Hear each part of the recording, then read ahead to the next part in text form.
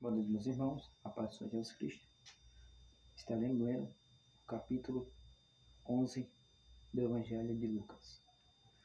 Numa ocasião em que Jesus estava fora orando, um dos seus discípulos veio quando ele terminou e disse-lhe: Senhor, ensina-nos a orar, como João ensinou aos seus discípulos. Esta foi a oração que ele lhes ensinou. Pai, que o seu nome seja reverenciado pela sua santidade. Venha o seu reino, dê-nos o nosso alimento dia a dia e perdoe os nossos pecados, porque nós também perdoamos aqueles que pecaram contra nós. E não nos deixe cair em tentação. Depois, ensinando-lhes mais a respeito da oração, ele disse: Suponhamos que à meia-noite você fosse à casa de um amigo e dissesse a ele: Amigo, empresta-me 3 pães, porque um amigo meu acaba de chegar para visitar-me e eu não tenho nada para lhe oferecer.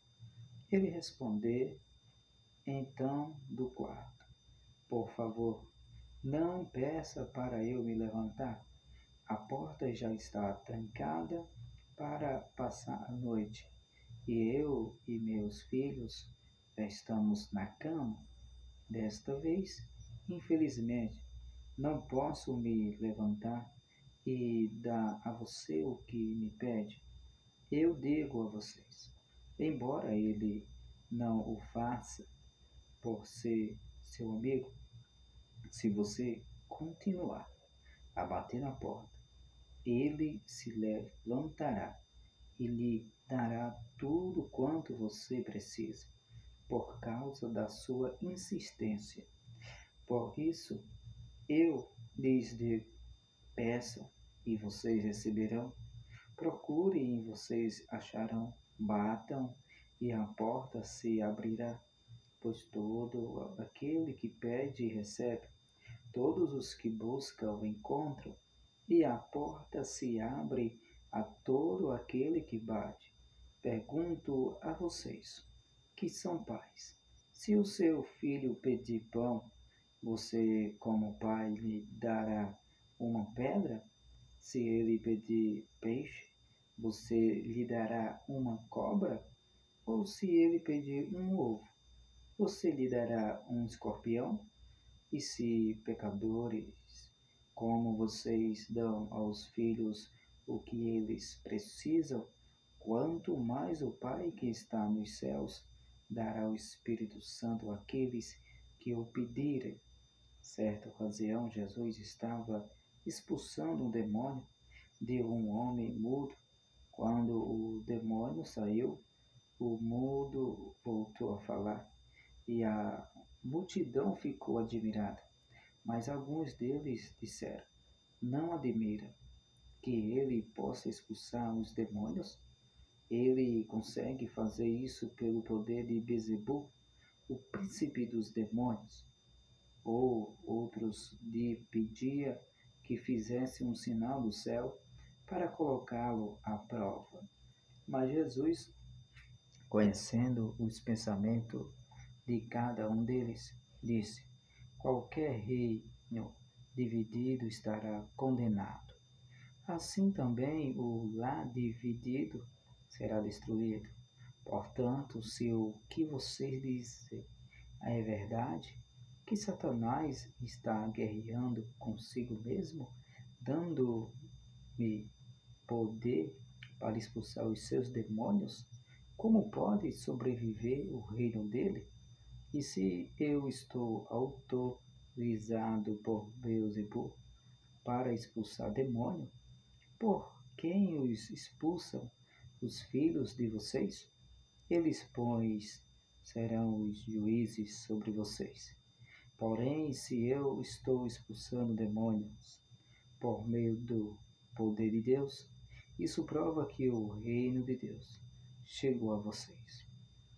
Pois quando um homem forte e bem armado guarda sua casa, seus bens estão seguros, até que alguém mais forte e mais bem armado o ataque e derrote, tirando as armas em que confiava, e reparta tudo o que roubou. Aquele que não é por mim é contra mim, se comigo não ajunta, espalha. Quando um espírito imundo é expulso de um homem, vai para lugares secos, procurando descanso. Ali, porém, não achando, volta para a casa que ele deixou e descobre que sua antiga morada está toda varrida e limpa. Então vai e procura outros 7 espíritos piores do que ele, e eles passam a morar ali. Assim o homem fica numa situação pior do que antes. Enquanto Jesus estava falando, certa mulher da multidão gritou: Bendita seja a mulher que o deu à luz e o amamentou. Ele respondeu: Sim, mas ainda mais abençoados são todos aqueles que ouvem a palavra de Deus e a põem em prática. Juntando-se à multidão, Jesus começou a dizer: Estes são tempos maus, de gente má. Insiste em pedir um sinal dos céus. Porém, a única prova que eu lhes darei é um sinal igual àquele de Jonas, cujas experiências provaram ao povo de Nínive que Deus o havia enviado. Assim o Filho do Homem provará que Deus o enviou a esta geração. E no dia do juízo, a rainha de Sabá vai levantar-se e apontar o dedo para esta geração, condenando-a, porque ela fez uma longa e cansativa viagem para ouvir a sabedoria de Salomão. Mas aqui está um que é maior do que Salomão. Os homens de Nínive também se levantarão para condenar esta geração, porque eles se arrependeram com a pregação de Jonas. E aqui está alguém que é maior do que Jonas. Ninguém acende uma lamparina e depois a coloca num lugar onde fique escondida ou debaixo de um cesto. Pelo contrário, procura colocar num lugar apropriado para fornecer luz a todos aqueles que entrarem. Os olhos iluminam o corpo. Se os olhos forem puros, todo o seu corpo estará cheio de luz. Mas quando os olhos forem maus, o seu corpo ficará na escuridão. Portanto, tome cuidado para que a luz dentro de você não fique cheia de trevas. Se todo seu corpo estiver repleto de luz, sem que partes dele estejam em trevas, então tudo estará iluminado, como se uma lamparina estivesse sobre você. Enquanto ele estava falando, um dos fariseus pediu que fosse à sua casa para uma refeição. Quando Jesus chegou, tomou lugar para comer, sem realizar a cerimônia de lavar-se segundo o costume judaico. O fariseu estranhou esse fato. Então o Senhor disse a ele: Vocês, fariseus, lava o exterior do corpo e do prato, porém, por dentro ainda continuam sujos. cheios de ganância e maldade. Que tolos! Quem fez o exterior não fez também o interior? A pureza é mais bem demonstrada pela generosidade. Por isso, deem o que vocês têm e verão que tudo ficará limpo. Porém, ai de vocês, fariseus, pois, embora sejam cuidadosos em dar o dízimo até da hortelã, da arruda e de todas as verduras, esquecem completamente a justiça e o amor de Deus. Vocês deveriam dar o dízimo, mas sem deixar de fazer essas outras coisas.